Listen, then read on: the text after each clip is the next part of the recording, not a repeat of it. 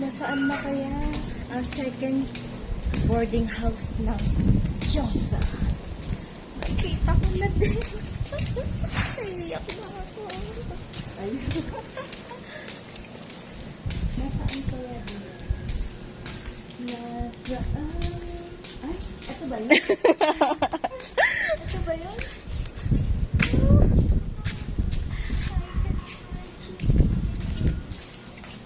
Ito, may wow, may pa-terrace din naman. Alright. So, let's go. Pasukin natin ang loob. Tara.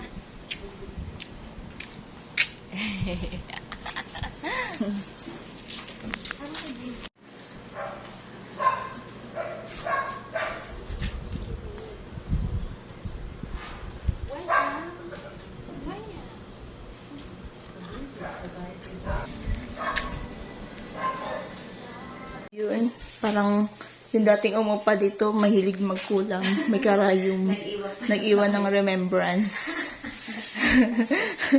So, iwasan natin ganun yung mga umuupang may sinto-sinto.